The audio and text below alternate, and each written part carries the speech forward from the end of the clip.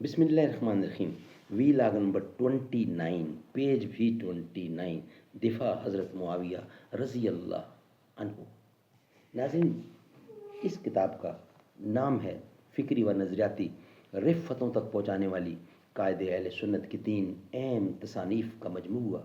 انوار مولانا قاضی مظہر حسین صاحب رحمۃ اللہ علیہ. سنی مذہب حق ہے. نمبر 2، حضرت امیر معاویہ رضی اللہ، یعنی دفاع حضرت معاویہ رضی اللہ. نمبر 3، ہم ماتم کیوں نہیں کرتے. ناظرین، حسن انتخاب ہیں عبد الجبار سلفی، اللہ ان کو اور ہمت دے کہ قاضی صاحب کی کتابوں کو منظر عام پر لائیں اور ہم لوگوں تک پہنچائیں. زباں پر مومنوں کے جب بھی ذکر تاجدار آئے تو اس کے بعد لازم ہے کہ ذکر 4 یار آئے. ابو بکر و عمر عثمان و حیدر جب بھی باغباں ہوں تو پھر کیوں کر نہ باغ مصطفیٰ میں ایک بہار آئے. رب صلی وسلم دائماً ابدا علی حبیبک خیر خلق کل یمین. وی لاگ نمبر 29. فرمائیے، اگر حضرت معاویہ رضی اللہ کو اس وقت یقین ہو جاتا تو کیا پھر بھی وہ حضرت علی مرتضیٰ کے معزول ہونے کا مطالبہ کر سکتے تھے؟ ہرگز نہیں.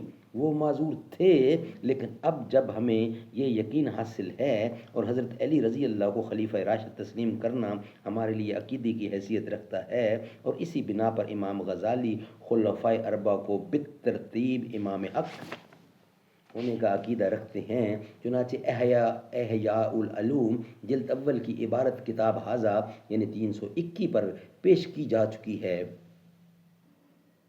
تو اب زیر بحث مسئلہ میں اہل سنت والجماعت کا یہی موقف صحیح قرار دیا جا سکتا ہے کہ اس وقت حضرت امیر معاویہ رضی اللہ سے خلیفہ راشد و معود کے ساتھ جنگ و قتال کرنے میں خطا ہو گئی تھی.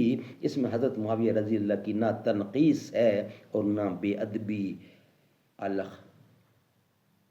میں نے جہاں کہیں بھی حضرت معاویہ رضی اللہ کے لیے محققین اہل سنت کی ایسی عبارتیں پیش کی ہیں جن میں جور، باطل اور بغاوت وغیرہ کے الفاظ ہیں، تو وہاں میں نے یہ توجیہ بھی پیش کر دی ہے کہ یہ صورتاً ہے نہ کہ حقیقتاً، کیونکہ آپ مجتہد تھے اور آپ سے خطائے اجتہادی کا صدور ہوا ہے.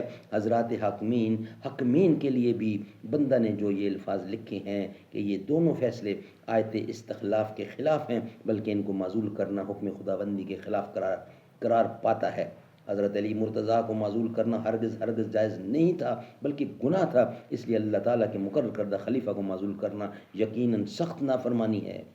اور صفحہ نمبر 458 پر لکھا ہے، یہ دونوں فیصلے آیت استخلاف کے خلاف ہیں، بلکہ ان کو معزول کرنا حکم خداوندی کے خلاف قرار پایا ہے.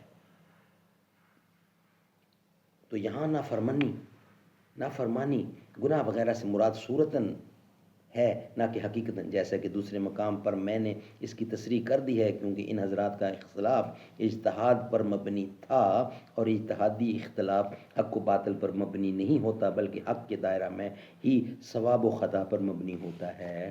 سبحان اللہ، سبحان اللہ.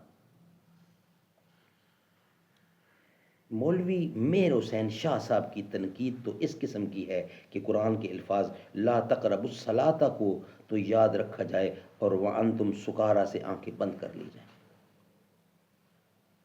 ناظرین، ہم اس ویلاگ کو یہاں ہی کلوز کر رہے ہیں. انشاءاللہ ویلاگ نمبر 30 یعنی 30 کا آغاز کرنے جا رہے ہیں. یہ ویلاگ ہمارا یہاں ہی کمپلیٹ ہوتا ہے.